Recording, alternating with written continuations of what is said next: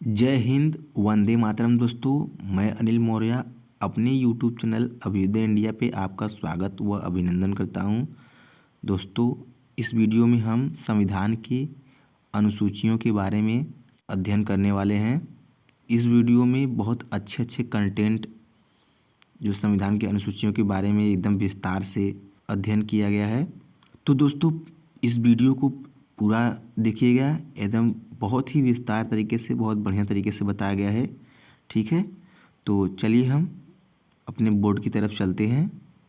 जैसा कि दोस्तों आप लोग जानते होंगे, जो 26 जनवरी 1950 को हमारा संविधान लागू हुआ था, जिसके कारण हम प्रत्येक वर्ष गणतंत्र दिवस के रूप में मनाते हैं। ठीक है, और जब दोस्तों हमारा संविधान बन के लागू हुआ 26 जनवरी 1950 को, तो मूल रूप से उसमें 8 अनुसूचियां थी।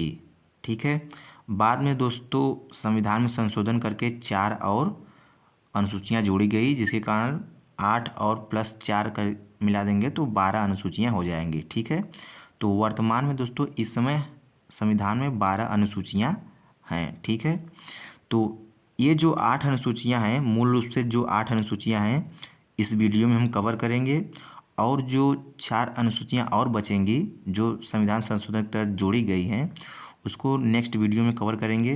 दोस्तों, इसमें आपको अनुसूचियां जो है डिटेल से बताई जाएगी। हम चाहें तो इसे 8 मिनट में भी ख़त्म कर सकते हैं। जैसे शॉर्टकट में प्रथम अनुसूची में हमारा संघ शासित प्रदेश और राज्यों के बारे में बताया गया है। दूसरी अनुसूची में वेतन भत्ते हैं, और तीसरी अनुसूची में शपथ। चौथी अनुसूची में राज्यसभा सीटों के बंटन किया गया है, राज्यसभा सीटों का। तो इस प्रकार 8 मिनट या 10 सेकंड में ख़त्म हो जाएंगे। ऐसे वीडियो यूट्यूब पे बहुत सारे हैं। ठीक है, तो ऐसे हम मतलब थोड़ा समय लगेगा, एकदम बढ़िया समझेंगे और डिटेल से समझेंगे। यह वीडियो काफ़ी खास होने वाली है। तो चलिए हम एक एक करके स्टार्ट करेंगे, और जो नेक्स्ट वीडियो होगा हमारा, जो 4 संविधान जो अनुसूची बचेगी उसका डिस्क्रिप्शन में हम लिंक दे दिए हैं, उसको भी आप देख सकते हैं। ठीक है, तो चलिए एक एक करके हम अनुसूची स्टार्ट करते हैं। बहुत ही बेहतरीन ढंग से समझने वाले हैं। ठीक है, तो पहला अनुसूची हमारा जो है, उसमें दोस्तों 28 राज्यों और 8 केंद्र शासित जो प्रदेश हैं उसके बारे में, उसकी सीमाओं के बारे में उल्लेख किया गया है। ठीक है, और उसका नामों के बारे में, से भारत एक देश है तो ये भी उल्लेख किया गया है। भारत, इंडिया जो भारत है, ऐसा करके प्रथम अनुसूची में उल्लेख किया गया। ठीक है, जो 28 राज्य हैं उनकी कौन कौन सी सीमाएं लगती हैं, किस देश से। ठीक है, सभी देशों की नहीं लगती, लेकिन कुछ देश हैं जो अदर इंटरनेशनल बॉर्डर साझा करती हैं। ठीक है, तो 8 केंद्र शासित प्रदेश हैं। इसमें वर्तमान में 28 राज्य और 8 केंद्र शासित प्रदेश हैं। ठीक है, उनके नाम, जो 28 राज्य के जो नाम हैं उसका प्रथम अनुसूची में लिखा गया है। उसकी सीमाएं किससे किससे लगती हैं, किन राज्यों से या किन देशों से लगती हैं, उसके बारे में एकदम उल्लेख किया गया। ठीक है, अब दूसरी अनुसूची देख लेते हैं। दूसरी अनुसूची दोस्तों, इसमें वेतन भत्ते और पेंशन के बारे में उल्लेख है। किसके किसके वेतन भत्ते पेंशन के बारे में उल्लेख है, तो राष्ट्रपति जो होते हैं, भारत के जो राष्ट्रपति हैं, उनके वेतन भत्ते और पेंशन के बारे में, उनको कितना दिया जाएगा, ठीक है, क्या क्या होगा, तो उसके बारे में, राष्ट्रपति के बारे में, वेतन भत्ते पेंशन के बारे में उल्लेख किया गया है। राज्यपाल, जो सभी राज्यों के राज्यपाल होते हैं, राज्यपाल के वेतन भत्ते और पेंशन के बारे में उल्लेख किया गया है। ठीक है, और दोस्तों जो लोकसभा के अध्यक्ष केंद्र में होते हैं, केंद्र के लिए जैसे हम जानते हैं कि जो हमारा संसद होता है वो लोकसभा और राज्यसभा से मिलकर बनता है। ठीक है, और राष्ट्रपति भी उसके अंग होते हैं। तो लोकसभा के लिए दोस्तों अध्यक्ष, लोकसभा में अध्यक्ष और उपाध्यक्ष होते हैं, तो उनके भी वेतन और भत्ते जो पेंशन होते हैं उसका उल्लेख है। ठीक है, दूसरी अनुसूची में। ठीक है, उसी प्रकार हर दोस्तों हम जानते हैं कि राज्य में भी 2 तरह की सरकारें हैं, केंद्र सरकार, राज्य सरकार। तो केंद्र सरकार में लोकसभा और राज्यसभा होती है, और सभी राज्यों में विधानसभा तो सभी राज्यों में होती है, लेकिन इस समय केवल 6 राज्यों में विधान परिषद, जैसे दोस्तों केंद्र में राज्यसभा होती है उसी प्रकार विधान परिषद होती है। हर एक राज्य में नहीं होती, केवल 6 राज्यों में इस समय प्रेजेंट टाइम में केवल 6 राज्यों में है। ठीक है। तो और विधानसभा जो होती है वो जो 28 राज्य हैं सभी राज्यों में है। ठीक है। और 2 केंद्र शासित जो प्रदेश हैं दिल्ली और पुदुचेरी, उनमें भी अध्यक्ष उपाध्यक्ष होते हैं। तो उनके भी वेतन और पेंशन भत्ते जो वगैरह होते हैं दूसरी अनुसूची में उल्लेख किया गया है। ठीक है। और राज्यसभा में दोस्तों जिस प्रकार लोकसभा में अध्यक्ष व उपाध्यक्ष होते हैं, लोकसभा की अध्यक्षता करते हैं अध्यक्ष जो होते हैं, उसी प्रकार राज्यसभा में सभापति होते हैं, सभापति व उपसभापति होते हैं। जो हमारे सभापति होते हैं वो हमारे, आप जानते होंगे, वो उपराष्ट्रपति भी कहलाते हैं। यही जो राज्यसभा होती है उसकी अध्यक्षता करते हैं और यही सभापति उपराष्ट्रपति कहलाते हैं। ठीक है। तो विधान परिषद में दोस्तों उसी प्रकार हर 6 राज्य हैं, जैसे उत्तर प्रदेश हो गया और बिहार, आंध्र प्रदेश, तेलंगाना, महाराष्ट्र और गुजरात। ठीक है। इन 6 राज्यों में है। ठीक है। विधान परिषद है, इन केवल 6 राज्यों में ही विधान परिषद है और किसी राज्य में नहीं है। ठीक है। तो उन विधान परिषदों में भी क्या है, सभापति और उपसभापति होते हैं। इनके भी पेंशन जो है दूसरी अनुसूची में उल्लेख किया गया है, वेतन भत्ते जो आते हैं। ठीक है। और दोस्तों जो सर्वोच्च न्यायालय के सर्वोच्च और उच्च न्यायालय के जो न्यायाधीश होते हैं, सर्वोच्च न्यायालय के न्यायाधीश और उच्च न्यायालय के जो न्यायाधीश होते हैं, उनके भी पेंशन भत्ते जो वगैरह होते हैं वो दूसरी अनुसूची में ही उल्लेख है। ठीक है। भारत के जो नियंत्रक एवं महालेखा परीक्षक होते हैं उनका भी मतलब उनके वेतन भत्ते पेंशन जो होते हैं उनका भी उल्लेख है। तो इसीलिए इसका मेन जो हेडिंग है वेतन भत्ते और पेंशन। ठीक है। दूसरी अनुसूची मैं चाहता था केवल इतना ही, केवल पढ़ा के आगे बढ़ जाता। दूसरी अनुसूची में वेतन भत्ते और पेंशन का उल्लेख है, बस इतना कह के आगे बढ़ जाते हैं। किसके वेतन भत्ते का पेंशन का होता है इसका कोई उल्लेख नहीं। तो इसका आप मतलब डिटेल से हम पढ़ा रहे हैं, इसलिए बता दे रहे हैं किनके का मतलब वेतन भत्ते पेंशन का उल्लेख है। ठीक है। तो इन सभी का वेतन भत्ते पेंशन का दूसरी अनुसूची में उल्लेख है। ठीक है। इसी में शॉर्टकट में हम ये केवल पढ़ते हैं वेतन भत्ते और पेंशन के बारे में उल्लेख किया गया है। तीसरी अनुसूची देख लेते हैं। तीसरी अनुसूची में दोस्तों जो विभिन्न उम्मीदवार होते हैं उनके द्वारा ली जाने वाली शपथ के बारे में, उनका जो शपथ का जो प्रारूप होता है उसका उल्लेख किया गया है। ठीक है। तो कौन कौन से उम्मीदवार होते हैं, जैसे दोस्तों हम जानते हैं कि इसे मतलब जो लोकसभा का चुनाव होता है। ठीक है। लोकसभा का चुनाव होता है, फिर चुनाव में जो पार्टी सत्ता में आती है तो वो मंत्री नियुक्त करती है।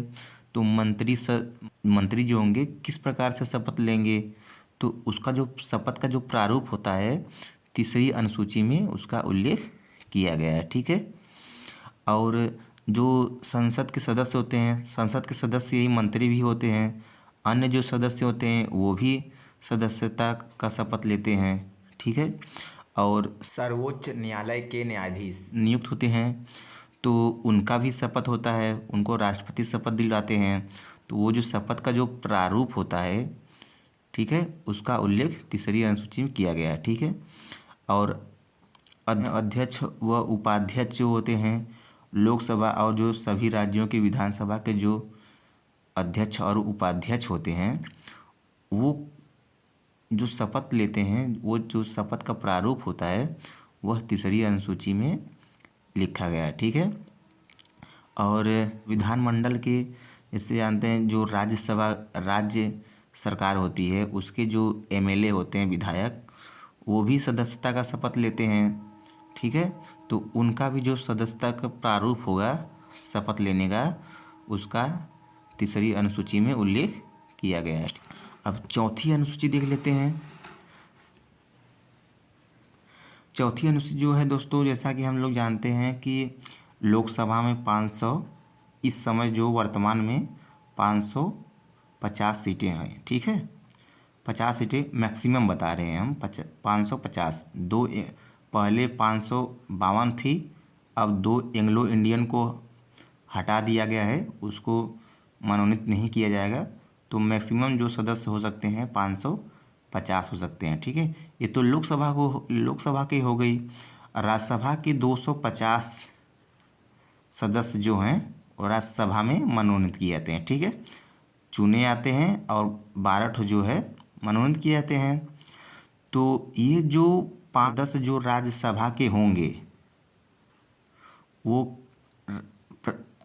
28 राज्यों और 2 केंद्र शासित प्रदेशों से चुने जाएंगे। ठीक है, तो किस राज्य के लिए कितने सदस्य होंगे राज्यसभा में, इसका उल्लेख जो है 4थी अनुसूची में किया गया है। ठीक है, केवल 2 ही केंद्र शासित प्रदेश हैं जहां से राज्यसभा के लिए मेंबर चुन के आते हैं। ठीक है, वो है दिल्ली और पुदुचेरी, क्योंकि दिल्ली और पुदुचेरी में ही विधानसभा है। ठीक है, तो राज्यसभा में सीटों का आवंटन, ठीक है, केंद्र राज्यों और केंद्र शासित प्रदेशों के लिए। ठीक है, तो वही एक है कि 250 जो सदस्य होंगे किस राज्य से कितने सदस्य होंगे, इसका उल्लेख 4थी अनुसूची में किया गया है। केवल लोकसभा से मतलब नहीं दोस्तों, इसमें केवल राज्यसभा से मतलब है। ठीक है, तो ये है 4थी अनुसूची। दोस्तों 5वीं अनुसूची देखते हैं।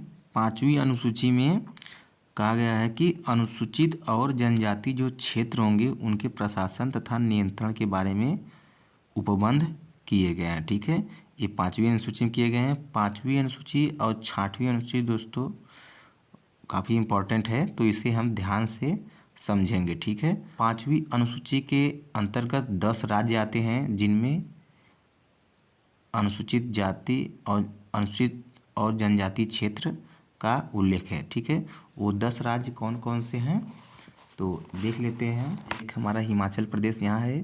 ठीक है, हिमाचल प्रदेश, राजस्थान, गुजरात, महाराष्ट्र, मध्य प्रदेश। ठीक है, और ये 5 राज्य उड़ीसा, झारखंड, छत्तीसगढ़, तेलंगाना, आंध्र प्रदेश, ये 5 राज्य और ये 5 राज्य 5वीं अनुसूची के अंतर्गत आते हैं। जो भी केंद्र सरकार कानून बनाएगी, जो केंद्र सरकार कानून बनाएगी उन पर लागू नहीं होगा। ठीक है, और जो राज्य सरकार कानून बनाएगी वो भी लागू नहीं होगा। इन जो जनजाति क्षेत्र होते हैं, जनजाति क्षेत्र दोस्तों क्या होते हैं कि मान लीजिए कि जहाँ पे बहुत ही अधिक मात्रा में जनजाति लोग रहते हैं। ठीक है, और अनुसूचित लोग रहते हैं, तो उसको जो है राज्यपाल की सलाह से राष्ट्रपति जो होता है वो उस क्षेत्र को अनुसूचित क्षेत्र या जनजाति क्षेत्र घोषित करता है। ठीक है, कौन घोषित करता है, ये राज्यपाल की सलाह पे राष्ट्रपति करता है। ठीक है, और इस प्रकार जैसे मतलब जो भी केंद्र के जो कानून होंगे इन क्षेत्रों पे लागू नहीं होते। राज्य की सरकार भी कोई कानून बनाती है तो इन क्षेत्र पे लागू नहीं होते हैं।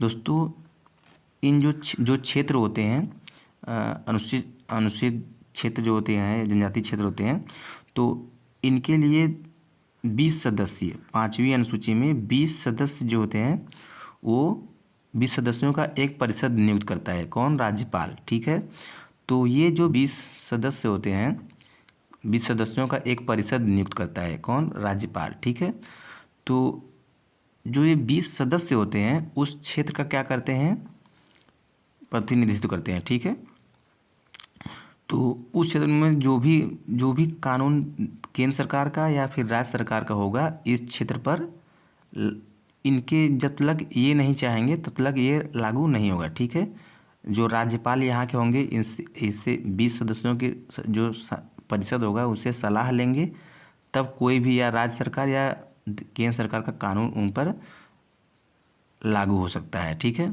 तो ये काफ़ी इम्पॉर्टेंट होता है 20 सदस्य का जो परिषद होता है वो। ठीक है, और राज्यपाल जो होता है इनके लिए इनसे सलाह करके इनके लिए जो क्षेत्र होते हैं, मान लीजिए कि यहाँ पे कई ठो मान ली जहाँ पे सबसे अधिक क्षेत्र जनजाति लोग रहते होंगे उनको अनुसूचित क्षेत्र क्या है घोषित कर देते हैं। ठीक है, कौन करता है? राज्यपाल की सलाह पे राष्ट्रपति करते हैं, क्षेत्र को घोषित करते हैं, ठीक है। और किसी क्षेत्र को मतलब ये क्या कर सकते हैं, निरस्त भी कर सकते हैं, वैसे उनको मतलब यदि घोषित किए हैं तो उसको फिर से हटा सकते हैं, ठीक है। तो इस प्रकार से मतलब जो ये 10 राज्य हैं ये 5वीं अनुसूची के अंतर्गत आते हैं, ठीक है।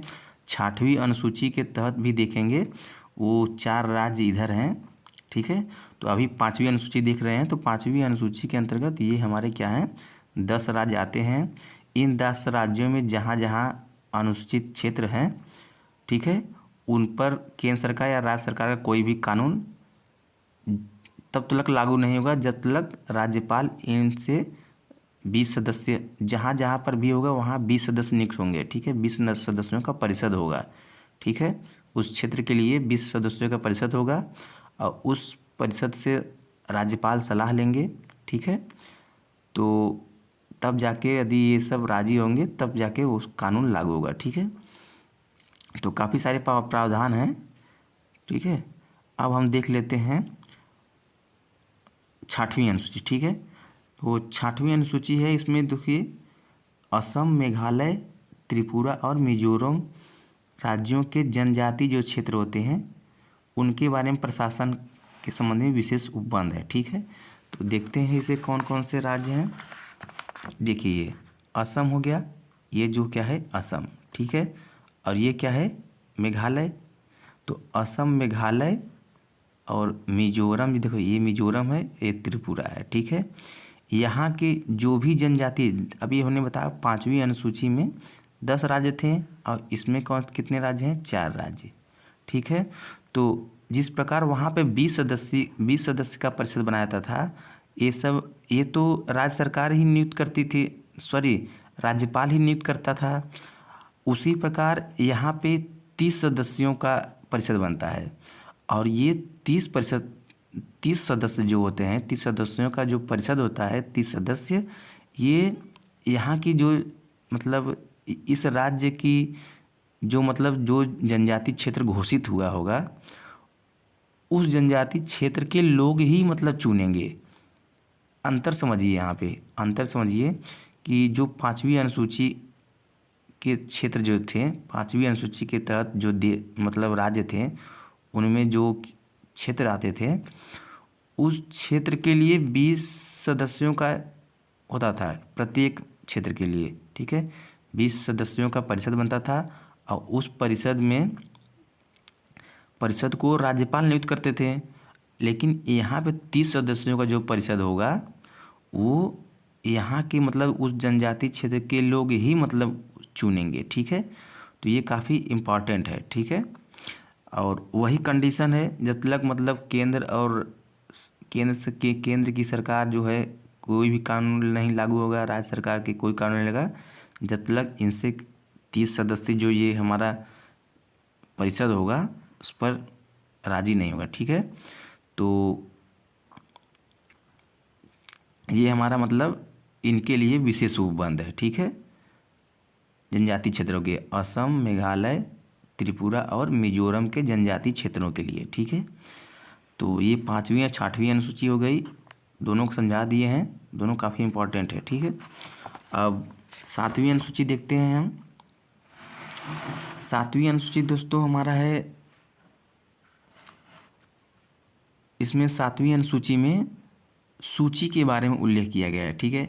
दोस्तों जैसा कि आप लोग जानते होंगे, केंद्र सरकार जो होती है वो पूरे भारत के लिए कानून बनाती है कुछ अपवादों छोड़ के, और राज्य सरकारें जो होती हैं राज्य सूची की वो भी कानून बनाती है। राज्य सरकारें भी कानून बनाती है, केंद्र सरकारें भी कानून बनाती है, राज्य सरकार प्रत्येक राज्य सरकारें कानून बनाती है, ठीक है। तो कौन सा किस विषय पे मतलब कौन कानून बनाएगा, यदि इसका स्पष्ट रूप से उल्लेख न हो तो केंद्र और राज्य के बीच में हमेशा विवाद रहेगा, ठीक है। इसी विवाद को मतलब ख़त्म करने के लिए मतलब संविधान में जो है बाकायदा मतलब विषय को क्या किया गया है, किस पर कौन कानून बनाएगा इसको अलग किया गया है, ठीक है। इसको अलग कर दिया गया है कि आप इस पर, केंद्र सरकार जो है इस पर कानून बना सकती है, राज्य सरकार इस पर कानून बना सकती है।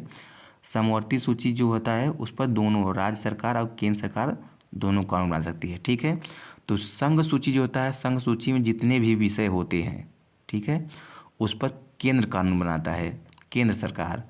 और राज्य सूची में जो विषय होते हैं वो उस पर राज्य सरकार कानून बनाता है। ठीक है, और समवर्ती सूची में जितने विषय होते हैं और उस पर केंद्र सरकार और राज्य सरकार दोनों कानून बना सकते हैं। ठीक है, तो कुछ हम एग्जाम्पल देख लेते हैं।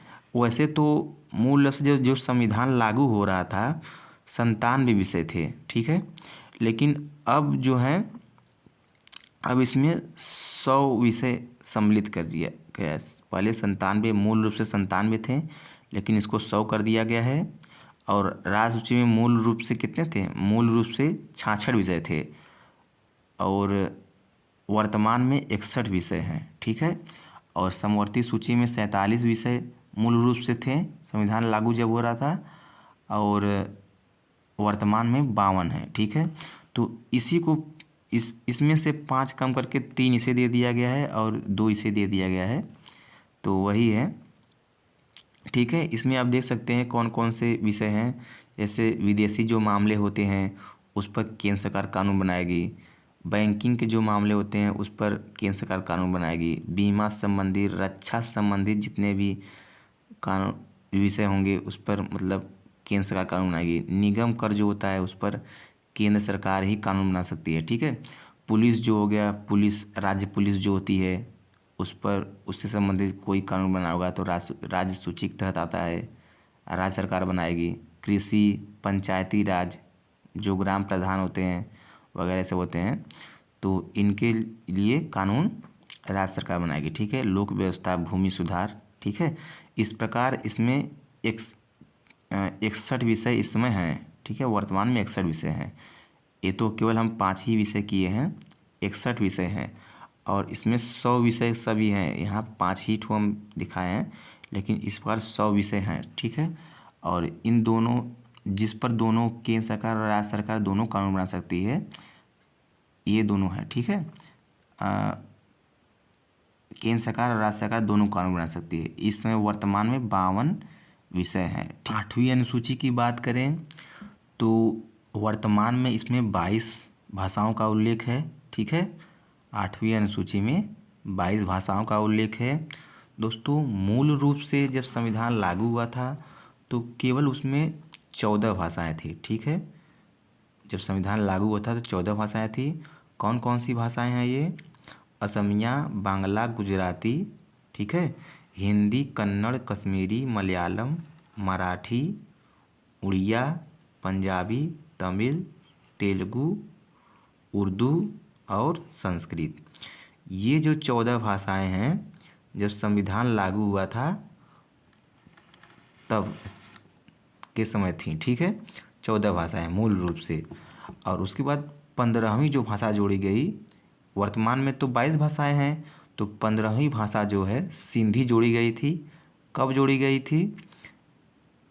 1967 में। ठीक है, 1967 में जोड़ी गई थी 21वें संविधान संशोधन के तहत। ठीक है, 21वें संविधान संशोधन के तहत 1967 में जोड़ा गया था। ठीक है, कौन सी भाषा को? सिंधी भाषा को। ये भाषा 15वीं भाषा थी। ठीक है, 16वीं भाषा जो थी कोंकणी थी, 17वीं भाषा मणिपुरी, 18वीं भाषा नेपाली थी। ठीक है, ये तीनों भाषा 1992 में 71वें संविधान संशोधन द्वारा जोड़ा गया था। ठीक है, तो काफ़ी महत्वपूर्ण है, ये काफ़ी एग्जाम में आता है। ठीक है, तो ये आप देख सकते हैं कि 1992 में 71वें संविधान संशोधन द्वारा 3 भाषाओं को और जोड़ा गया था। ठीक है, इस प्रकार 18 भाषाएं हो गई थी। 4 भाषाओं को और जोड़ा गया था कब? 2003 में 92वें संविधान संशोधन के द्वारा। ठीक है, तो वो कौन सी भाषाएं थी? बोडो, डोगरी, मैथिली, संथाली। ठीक है, तो ये 4 भाषाएं मिलाकर हमारी 22 भाषाएं हो जाती हैं। ठीक है, जो 2003 में जोड़ी गई थी 92वें संविधान संशोधन द्वारा। ठीक है, तो वही जो हमारी 8वीं अनुसूची है इसमें 22 भाषाओं का उल्लेख है। ठीक है, तो 8वीं अनुसूची हमारा कंप्लीट हो गया। और दोस्तों जो एक देखिए यहाँ पे जो हमारा है उड़िया, ठीक है, उड़िया का 2011 में नाम चेंज किया गया था। उड़िया से ओ ओडिया ओडिया कर दिया गया था, ठीक है। उड़िया से ओडिया 2011 में इसका नाम चेंज कर दिया गया था, ठीक है। तो इस प्रकार से हमारा जो 8 अनुसूचियाँ हैं कवर हो चुकी हैं, ठीक है। और यदि और जो 4 अनुसूचियाँ बची हुई है, डिस्क्रिप्शन लिंक है, आप उसे देख सकते हैं, ठीक है। या तो हमारे जो यहाँ पे आई बटन है इस पर क्लिक करके देख सकते हैं, ठीक है। तो चलिए मिलते हैं नेक्स्ट वीडियो में।